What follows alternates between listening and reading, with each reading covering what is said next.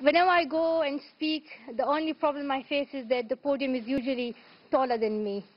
So I hope it would be good this time.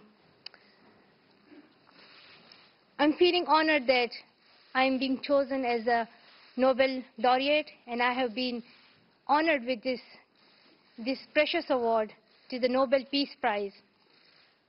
And I'm proud that I'm the first Pakistani and the first young woman or the first young person who is getting this award. It's a great honor for me. And I'm also really happy that I'm sharing this award with a person from India whose name is Kailash Satyarthi. And his great work for child's rights, his great work against child slavery totally inspires me. And I'm really happy that there are so many people who are working for children's rights, and I'm not alone. And he totally deserved this award. So I'm feeling honored that I'm sharing this award with him.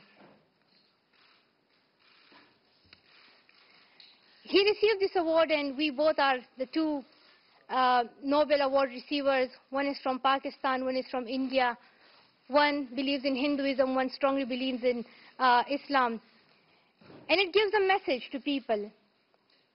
It gives a message to people of love between Pakistan and India, and between different religions. And we both support each other. It does not matter what's the color of your skin, what language do you speak, what religion you believe in. It is that we should all consider each other as human beings, and we should respect each other. And we should all fight for our rights, for the rights of children, for the rights of women, and for the rights of every human being. First of all, I would like to thank my family, my dear father, my dear mother, for their love, for their support. As my father always says, he did not give me something extra, but what he did, that he did not clip my wings. So I'm thankful to my father for not clipping my wings, for letting me to fly and achieve my goals, for showing to the world that a girl is not supposed to be the slave. A girl has the power to go forward in her life. And she's not only a mother, she's not only a sister, she's not only a wife, but a girl she should have an identity, she should be recognized, and she has equal rights as a boy. Even though my brother thinks that they are treated, that I'm treated very well and they're not treated very well, but that's fine if it's that, but that's fine. Well, I would like to share with you how I found about the Nobel Peace Prize, and it's quite exciting, because I was in my chemistry class, and we were studying about electrolysis, anode, cathode, and the time was, I think, 10:15. So the time of the announcement of the Nobel Peace Prize was gone. And before that, I was not expecting that I would get this award. And when it went to like 10:15, I was totally sure that I haven't won it. But then suddenly one of my teachers came to the class, and she called me and she said, I have something important to tell you. And I was totally surprised when she told me that, congratulations, you have won the Nobel Peace Prize, and you are sharing it with a great person who is also working for children's rights. And it's sometimes quite difficult to express your feelings, but I felt really honored. I felt more powerful and more courageous, because this award is not just a piece of metal or a medal that you would wear or an award that you would keep in your room, but this is really an encouragement for me to go forward and to believe in myself, to know that there are people who are supporting me in this campaign. And we are standing together. We all want to make sure that every child gets quality education. So this is really something great for me. However, when I found that I have won the Nobel Peace Prize, I decided that I would not leave my school. Rather, I would finish my school time. I went to the physics lesson, I learned, I went to the English lessons, and it was totally like I considered it as a normal day. And I was really happy by the response of my teachers and my fellow students. They were all saying that we are proud of you, and I'm really thankful to my school, to my teachers, to my school fellows for their love, for their support, and they really encouraged me and they're supporting me. So I'm really happy, even though it's not going to help me in my tests and exams, because it totally depends on my hard work, but still I'm really happy that they are supporting me. I have received this award, but this is not the end. This is not the end. This is not the end of this campaign which I have started. I think this is really the beginning. And I want to see every child going to school. There are still 57 million children who have not received education, who are still out of the primary schools. And I want to see every child going to school and getting education. Because I have myself suffered through the same situation when I was in Swat Valley.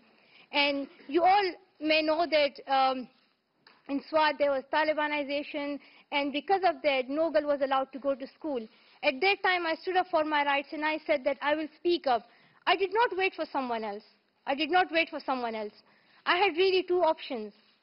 One was not to speak and wait to be killed.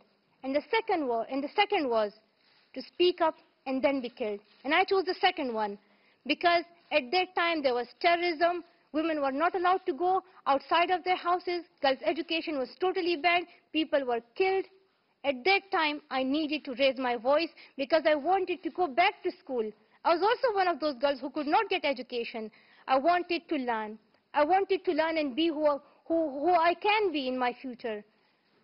And I also had dreams. I also had dreams like a normal child has. I wanted to become a doctor at that time. Now I want to become a politician, a good politician. And when I heard that I cannot go to school, I just for a second thought that I would never able to become a doctor, or I would never able to be who I want to be in future. And my life would be just getting married at the age of 13 or 14, not going to school, not becoming who I really can be. So I decided that I will speak up. So through my story, I want to tell other children all around the world that they should stand up for their rights. They should not wait for someone else. And their voices are more powerful. Their voices, it would seem that they are weak. But at the time when no one speaks, your voice gets so louder that everyone has to listen to it. Everyone has to hear it. So it's my message to children all around the world that they should stand up for their rights.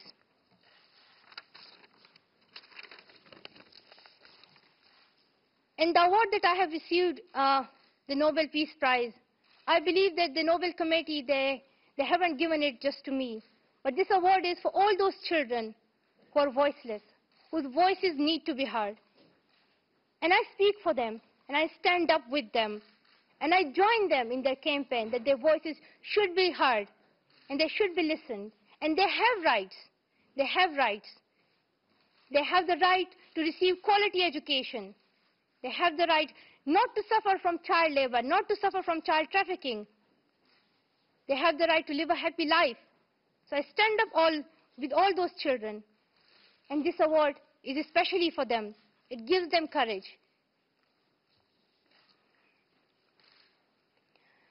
At the end, I would like to share with you that I had a phone call with Honorable Kailash. I cannot pronounce his surname accurately, so please, I just ask for forgiveness for that. I'll just call him Kailash if he wouldn't mind. So I had a phone call with him right now, and we both talked that how important it is that every child goes to school and every child gets quality education, and how many issues are there that the children are suffering but are not yet highlighted. So we both decided that we will work together for this cause, that every child gets quality education and do not suffer from these issues. Other than that, we also decided that as he is from India and I'm from Pakistan, we will try to build strong relationships between India and Pakistan. And nowadays, you know that there is tension on the border, and the situation is getting, it's not like as we are expecting. We want Pakistan and India to have good relationships, and the tension that is going on is really disappointing, and I'm really sad because I want both the countries to have dialogue, to have talks about peace, and to think about progress, to think about development, rather than fighting with each other. It's important that both the countries focus more on education, focus more on development and progress, which is good for both of them. So we both decided that I requested him that would it be possible that he request his Honorable Prime Minister Narendra Modi to join us when we receive the Nobel Peace Prize in December. And I promised him that I would also request the Honorable Prime Minister of Pakistan, Nawaz Sharif, to join us when I get and he gets the Nobel Peace Prize. So, and I myself request the Honorable Prime Minister Narendra Modi and Honorable Prime Minister Nawaz Sharif that they both join us when we receive the Nobel Peace Prize. I really believe in peace. I really believe in tolerance and patience. And it is very important for the progress of both the countries that they have peace and they have good relationships. This is how they are going to achieve success, and this is how they are going to progress. So it is my humble request, and I hope it would be heard, it would be listened. At the end, I want to say that I'm really happy for your support. I used to say that I think I do not deserve the Nobel Peace Prize. I still believe that. But I believe that it is not only an award for what I've done, but it is also an encouragement for giving me hope, for giving me the courage to go and continue this campaign, to believe in myself and to know that I'm not alone. There are hundreds and thousands and millions who are supporting me. So once again, thank you so much to all of you. Thank you.